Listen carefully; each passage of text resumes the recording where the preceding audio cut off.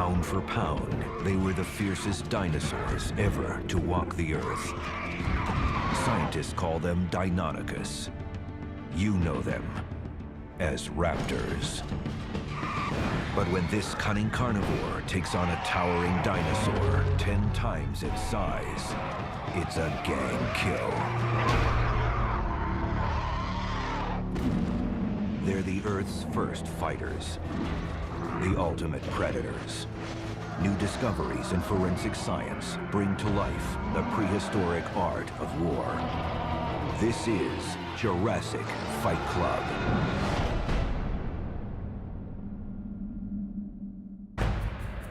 Go back more than 100 million years. Europe, Asia, Africa, and North America fractured into large drifting islands. It's the early Cretaceous period. The terrain rumbles with constant volcanic activity, hurling millions of tons of carbon dioxide into the air and raising global temperatures. The eruptions also create ridges, rising hundreds of feet off the ocean floor. 40% of the continents are flooded. Water settles into a western interior seaway, flowing from the Arctic Ocean to the Gulf of Mexico. North America is split in two.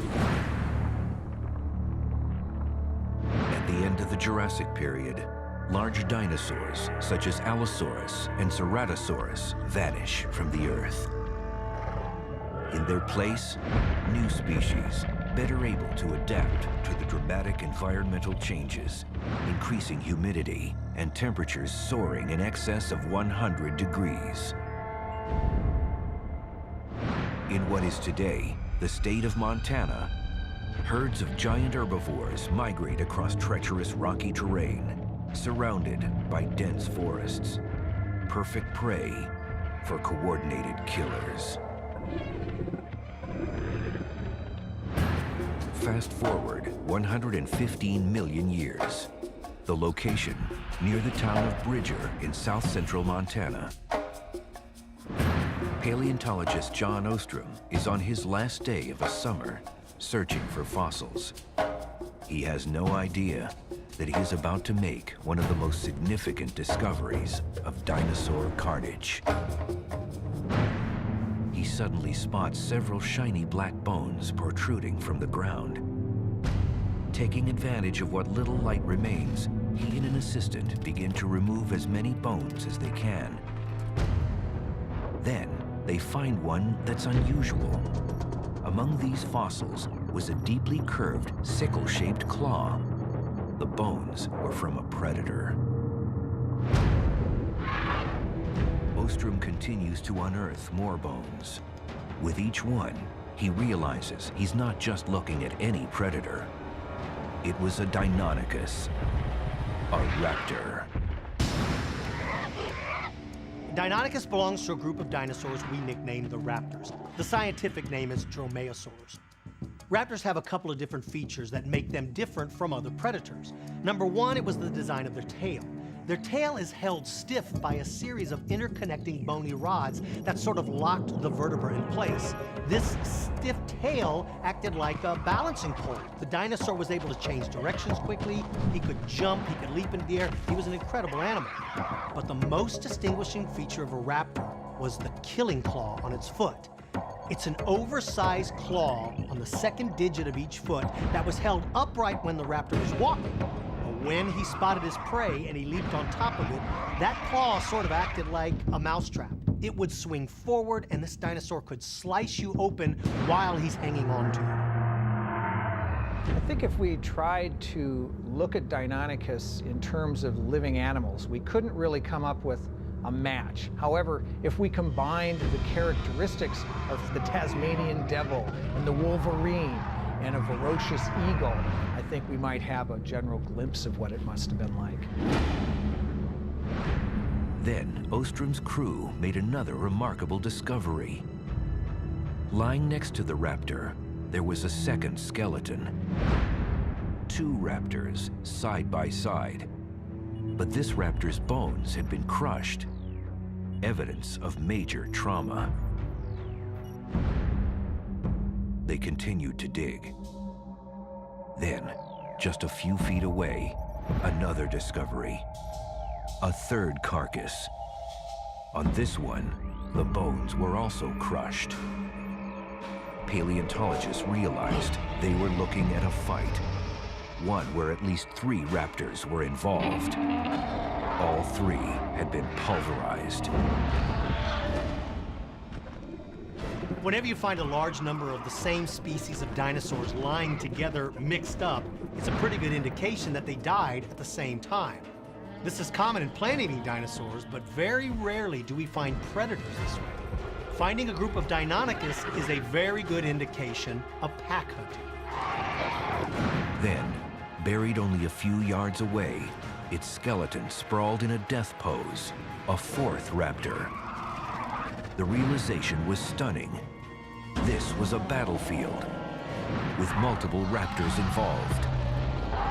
It was a prehistoric gang killing. Paleontologists had always wondered if raptors hunted in packs. Well, Dr. Ostrom's discovery in Montana of these 4 Deinonychus answered that question. These raptors lived and died as a group. The raptors were relatively small predatory dinosaurs, not much larger than a man. They stood 5 feet tall, were 8 feet long, and weighed close to 150 pounds. But what they lacked in size, they more than made up for in weapons. Dr. Ostrom was quick to identify 3 deadly weapons that were used in the battle. The first were its teeth. These teeth curve backwards. Teeth that curve backwards are designed to grab and hold on to something that's struggling to get away. Not only are their teeth curved backwards, they're serrated on both edges. They've got a mouthful of steak knives. What it would do is it would get a hold of something and then it would jerk its head backwards, and that's when the curvature of the teeth would cause all of these little teeth to act like serrated hooks, and they would just tear out a big chunk of meat. Although its teeth were formidable weapons, the claws on their hands were just as important in the fight. They really look a lot like cat talons. They're pretty incredible, and I suspect they were used in much the same way. These were very, very sharp instruments of great pain.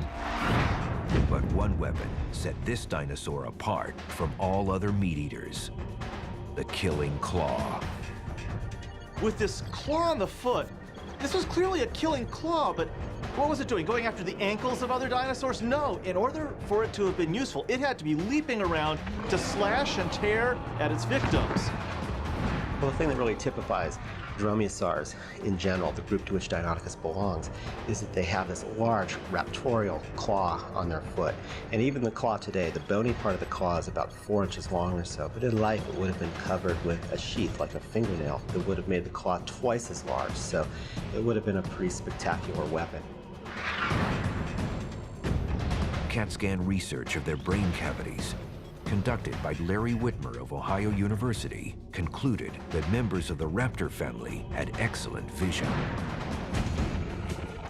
What I was able to do was get my hands on a variety of fossil skull bones of Deinonychus and CAT scanned a variety of them to get a glimpse inside the head of Deinonychus.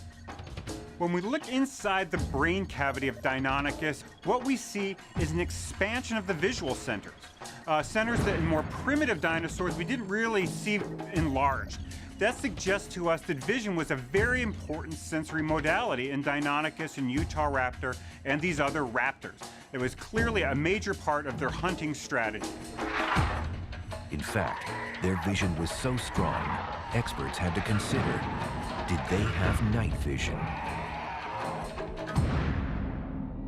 They had a very large optic lobe of the brain, so there's no reason to think that they could not have hunted at night. But it doesn't mean that they were restricted to that. Having that incredible eyesight would not just be helpful at night, it would be an awesome asset anytime there's limited light. During volcanic activity or storms, they would still have the ability to see when other creatures wouldn't have. Like a modern cat, raptors relied on their large eyes to hunt at night.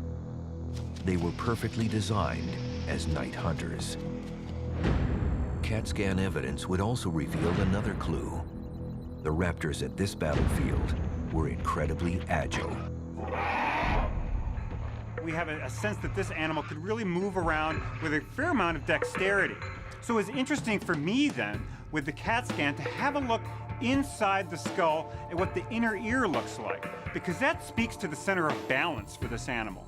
And the question is, did it have a sense of balance that matches what we see from other parts of the skeleton?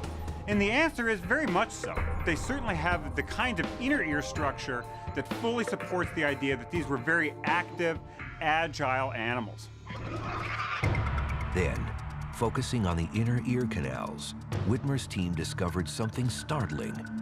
These raptors could pick up low-frequency sound. One of the exciting things when we did the CAT scanning of Deinonychus is we found very large air spaces surrounding the brain region of the back ends of these skulls. And they're very curious to us. Why did they have these very large spaces within their skull? They were airheads in a very literal sense. It turns out that having a very large middle ear space, the space just inside the eardrum, has an impact on the kinds of sounds that you're potentially sensitive to. It potentially opens up greater sensitivity to low-frequency sounds. And so it's conceivable that Deinonychus, and actually many of these predatory dinosaurs like Tyrannosaurus and others that have these large sinuses associated with their ear, were actually using low-frequency sounds potentially to track the movements or activities of animals that were really quite far away, potentially animals that were out of their line of sight or beyond their senses of smell. So the sense of hearing and their sensitivity to low-frequency sounds, which is something we never could have discovered without CAT scanning, provides us with a unique glimpse into the biology or the potential predatory behavior of some of these kinds of dinosaurs. Why would a small dinosaur like a raptor need the ability to hear low-frequency sound? The discovery of yet another dinosaur at the scene would complete the puzzle and paint a picture of a prehistoric gang kill.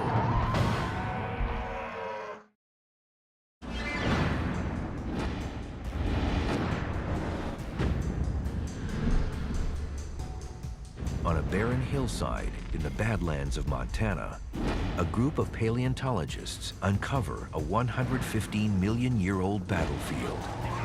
4 deadly raptors lay crushed by an unknown force. Then, another clue. As paleontologists continued to investigate the scene, just a few yards away from the gang of raptors, they uncovered the scattered remains of yet another dinosaur. But this one wasn't a raptor. It was a large plant-eating dinosaur called Tenontosaurus. Tenontosaurus were giant herbivores that stood more than 8 feet tall and weighed in excess of a ton, more than 10 times the weight of a raptor. But how could scientists know if the Tenontosaurus was linked to the raptors? Was it possible that it just washed there by a flood? There's a tremendous amount of evidence that can be gathered at a fossil site just by looking at the geology.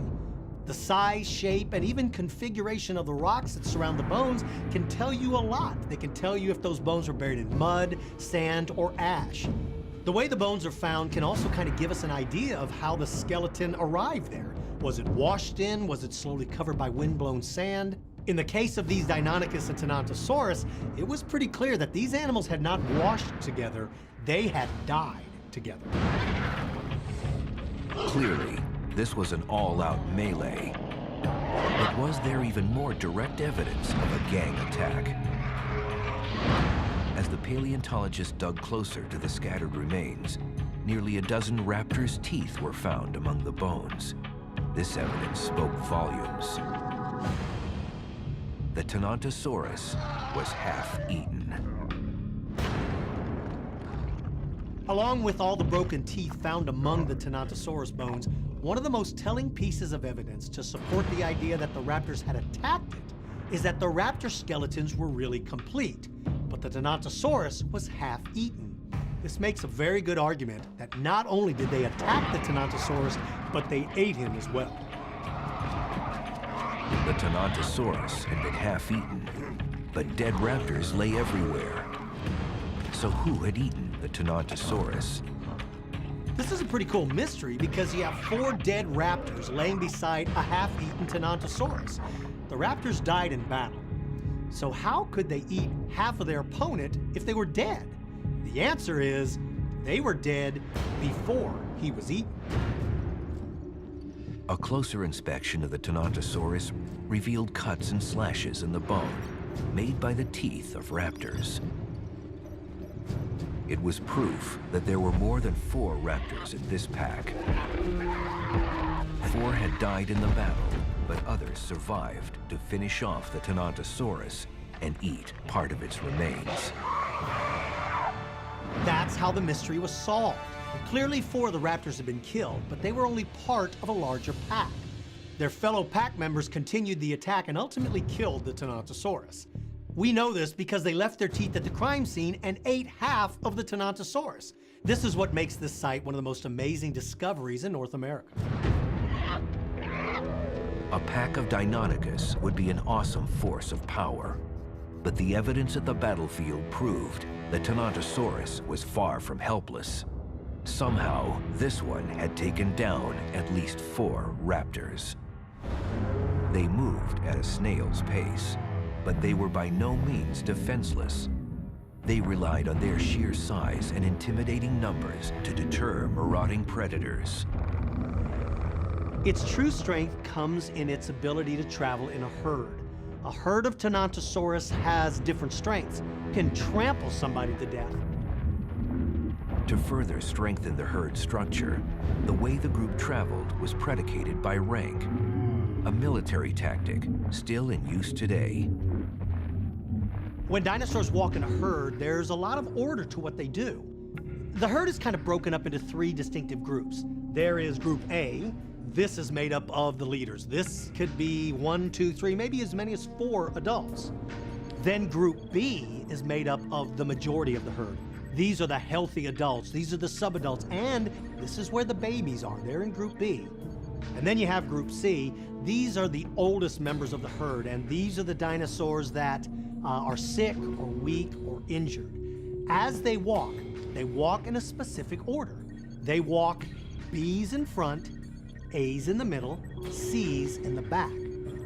The A group always remains secure in this walking order, and we see modern herding animals using these same tactics. It ensures the success of the species.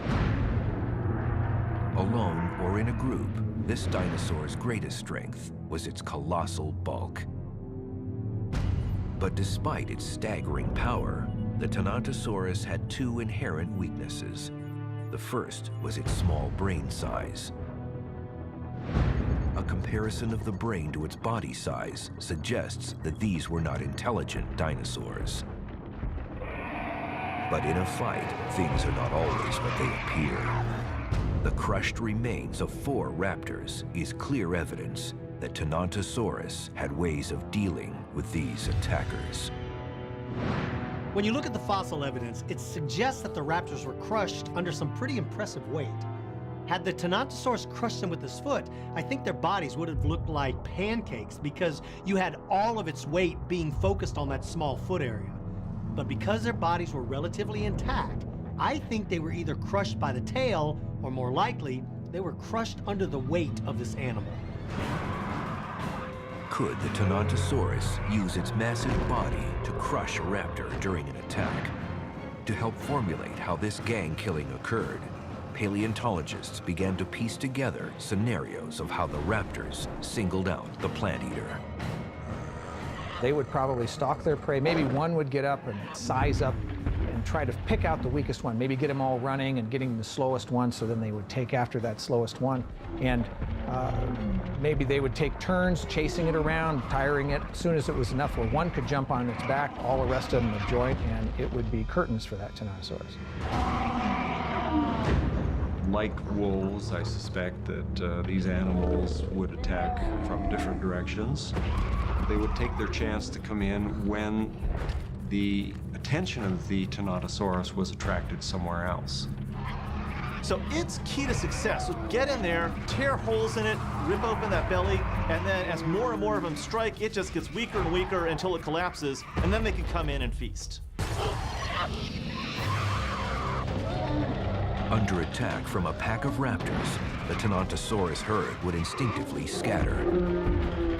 If separated from the group, the lone Tenontosaurus had to rely on every weapon in its arsenal, including the environment. I think its main way of surviving would be to get us in a place where the attackers couldn't come at it from all the sides. So if it went into like denser vegetation, into the forest, running through the brush, to help protect its flanks from attackers, that would probably be its safest course. In spite of the fact that they look like they're more or less defensive, they have arms and legs and strength, and that tail looks pretty wicked actually overall. So I would suspect it would draw on those in quick succession once it was attacked. If a Tenontosaurus was under attack, what we would expect to see happening would be seeing it pivot towards its attacker. If it can keep the attacker in front of it, it probably can't be successfully attacked. The best defense against a pack of raptors was to travel in groups. But security was not the only reason for their herding behavior. Science suggests they migrated to fend off starvation. They were relatively large, and in big numbers, they could defoliate things. It would look like somebody came through with the world's biggest hedge trimmers and just stripped every leaf within range. Tenontosaurus had this wonderful battery of teeth that is absolutely suited for grinding food. It was such a good technique that it survived for 70 million years. Traveling in a herd, migrating in search of food, the Tenontosaurus have no idea what awaits them in the forest. When 2,000 pounds of raw muscle comes up against 150 pounds of pure hell, a life and death struggle will ensue on this prehistoric battlefield, where gang killers rule.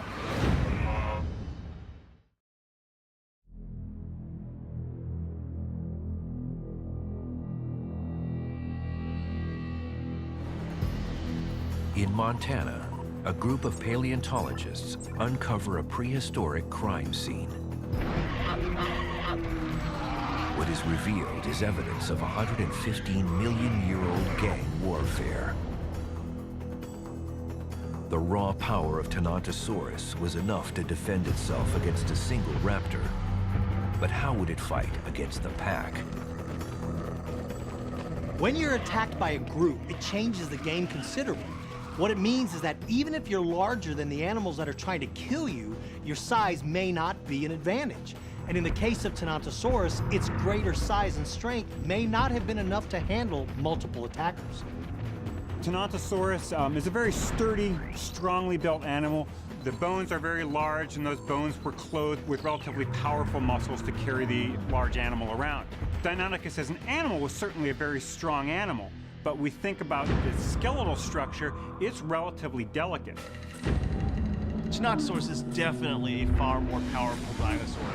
It's larger, it's a far bigger animal, more powerfully built, more solid bones, a lot more muscle.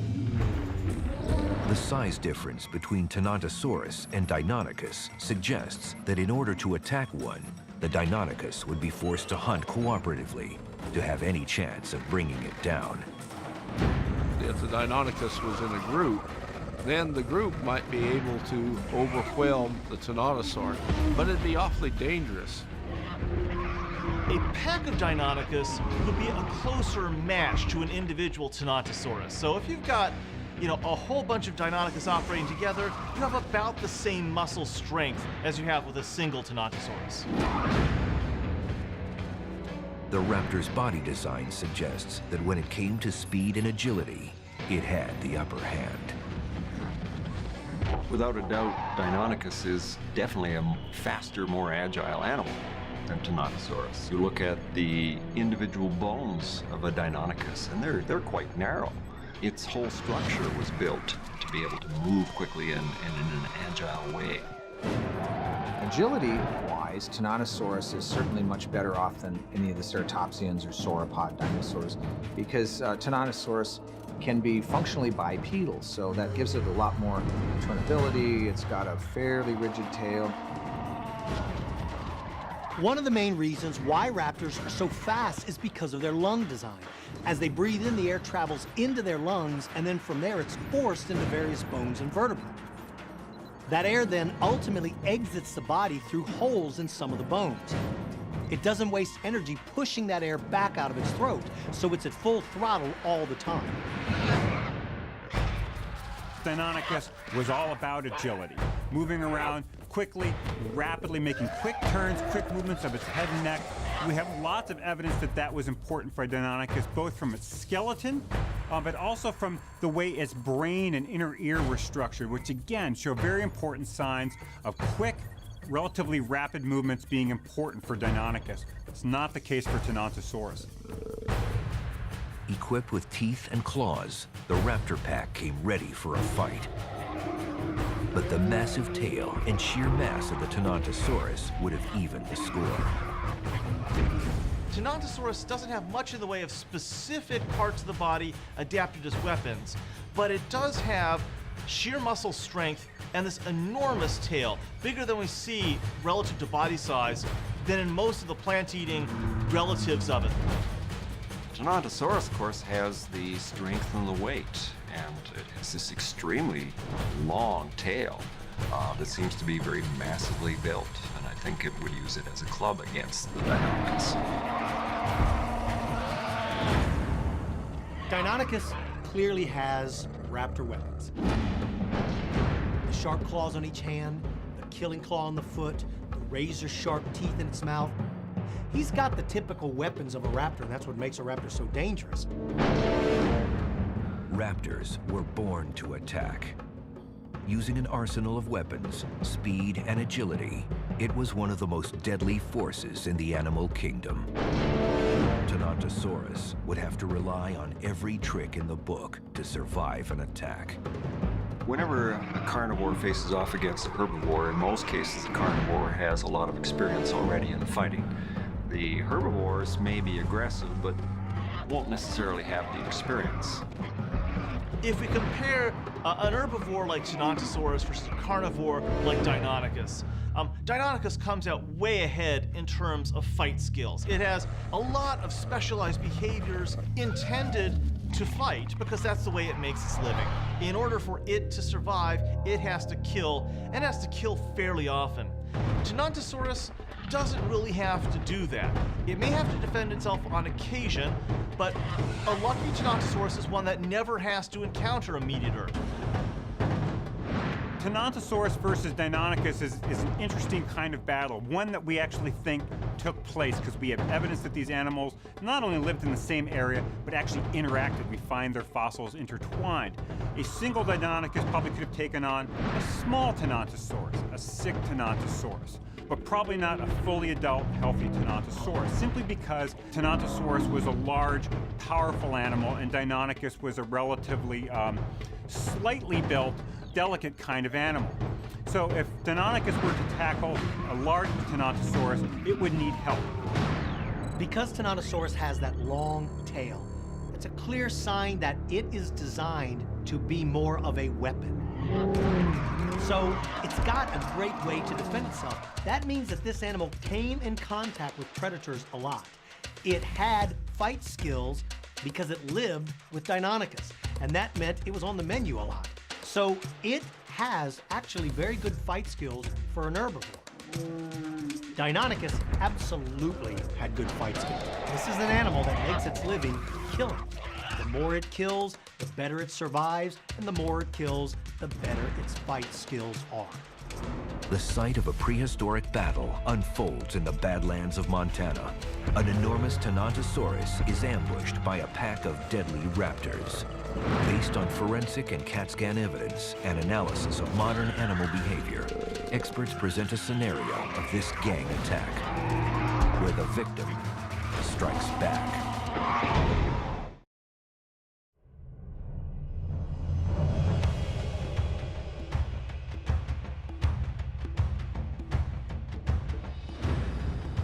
herd of Tenontosaurus is on the move. Tons of rolling thunder consuming everything in its path. Only this day, they've got some unwelcome company. These dinosaurs have no idea they're being followed by some of the nastiest and most dangerous little dinosaurs that ever walked planet Earth. The raptors, the deadliest of all dinosaurs, are about to strike. Quick, intelligent, and cagey, they single out the weakest member of the herd. They would stand off at a distance and look at the herd. They want to choose the most effective target. They're not just going to run in and try to attack the first dinosaur they find. It could be that that dinosaur is bigger than they are, or more importantly, it's completely healthy and can defend itself. Once they pick out their prey, they're going to attack. And the Tenontosaurus is going to be in dire trouble. Their eyes lock onto their target. They begin to stir, slowly, deliberately, silent, except for the hissing of their breath. What makes a raptor so incredibly dangerous is they're built like ninjas. They're fast, they're strong, they're agile, they've got razor-sharp teeth, and these teeth curve backwards. When you are bitten by an animal with teeth that point backwards, it's going to rip a chunk of flesh out of you. But they're up against a much bigger adversary, so they've got to work in unison. The raptors rush in initially in hopes of startling the herd. If they can separate him, they have a better chance of taking him on. Terrified and disoriented, the herd stampedes. Their immense legs make a deafening sound. They do this for two reasons. Number one, they do it because they want to get away from the attacker. But the second reason why they do it is because when you run, it exposes the weakest guy, and that's the one the predators are going to focus on.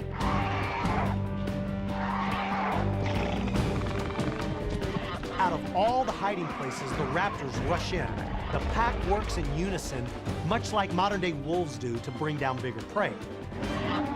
They burst out of their hiding places, and their job is to inflict as much injury as they can. The raptors seem to come from everywhere at once, at times leaping more than 10 feet in the air.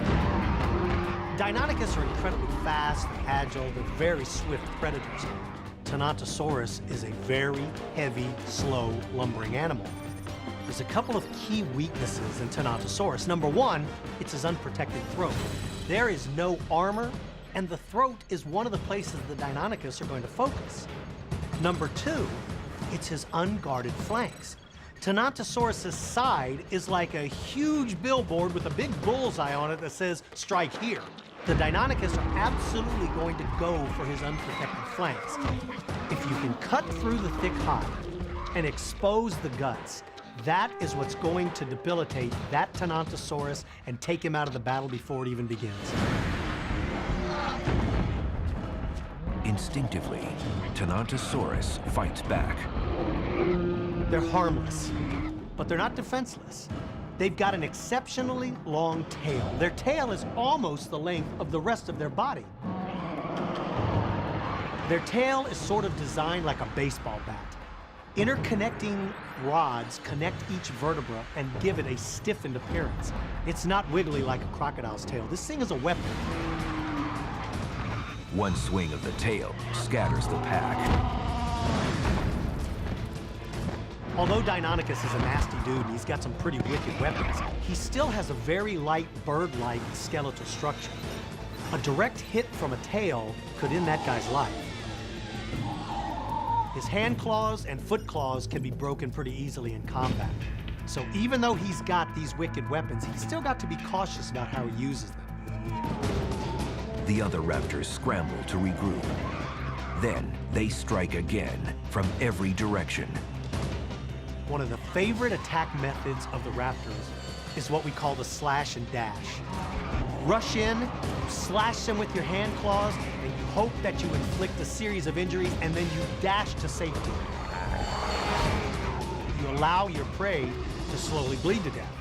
problem is, because of the thickness of Tenontosaurus's hide, that attack doesn't do much damage. That's like attacking a rhinoceros with a fork. At the end of the day, you've got a bent fork and a pissed-off rhinoceros. The raptors quickly up the ante. Deadly, swift menace with a singular goal: kill. They take the claws from their hands and dig them into that deep hide and hang on. Raising their foot, curling down their two toes, that brings their killing claws forward, and they begin to slice and cut the Tenontosaurus. The raptor strikes hard with its lethal killing claw. The Tenontosaurus launches an unexpected counterattack. Once the Deinonychus land on his back, that Tenontosaurus is going to roll over, using his weight to crush them. It would be like being run over by a one-ton truck. The bones would snap and break like pencils. Two raptors now lie dead, while the wounded Tenontosaurus is still standing. The raptors are losing too many members of the pack. The Tenontosaurus is able to repel assault after assault. Slash and dash didn't work. This full confrontation is not working. 2,000 pounds of Tenontosaurus against 150 pounds of raptor is not an even fight, and he crushes them. The raptors are forced to retreat. A powerful storm is brewing. Night is falling. They're not going to follow the Tenontosaurus because they don't want to keep him on high alert. They'll wait for nightfall and follow his blood trail. They'll know where he goes. Weak and bleeding, the Tenontosaurus searches for cover, his only hope of getting out alive. He realizes that by moving into the trees, it's going to be harder for the Deinonychus to have room to maneuver. He finds a grove of trees and moves in and hopes that nothing occurs overnight. But to the raptors, darkness is a trusted friend. Now they'll switch over to their #1 most effective hunting method, night vision. The stage is set. The final devastating showdown looms ahead. And in this battle, there can only be one outcome. Winner takes all.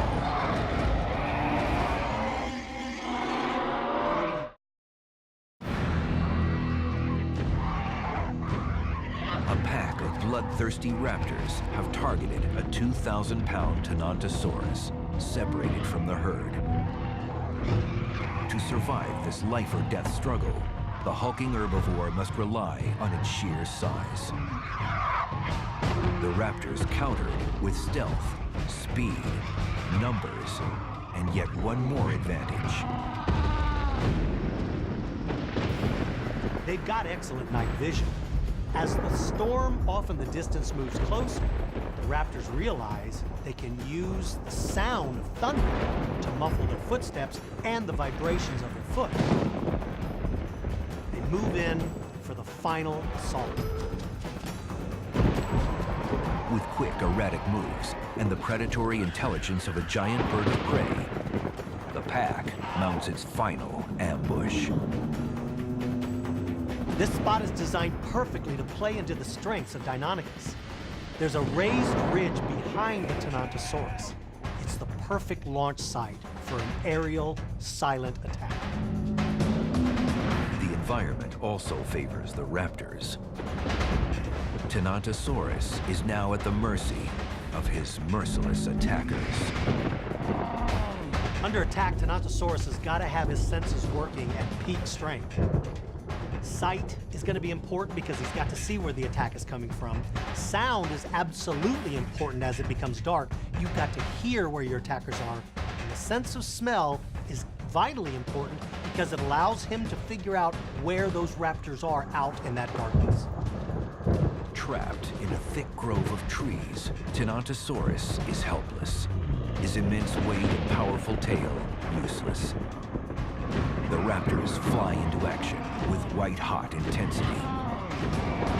Now they're able to dig their claws deep into his side. Using their hand claws, they're holding on. But it's the killing claw on their foot that helps them dig deep into the flesh.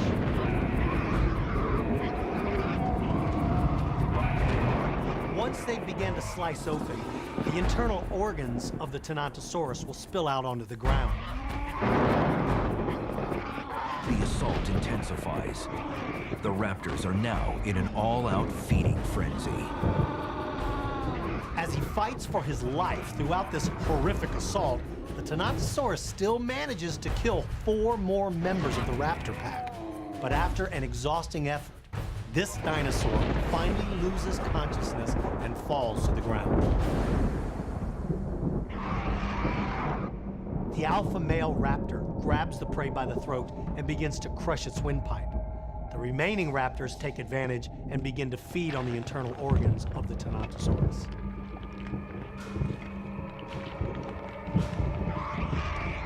Like a pack of wolves, these Deinonychus are fighting for the best parts.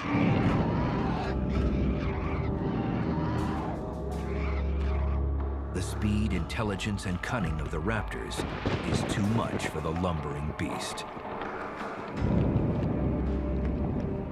With this banquet of Tenontosaurus guts laid out in front of him, the alpha male asserts his dominance and pushes away the rivals for the tastiest morsels.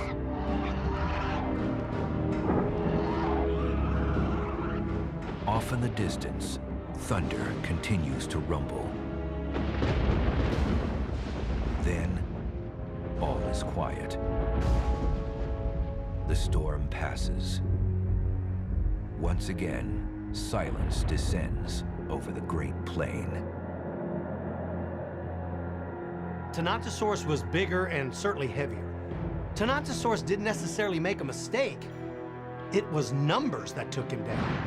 One dinosaur, even as big as Tenontosaurus, cannot withstand an onslaught from a pack of raptors.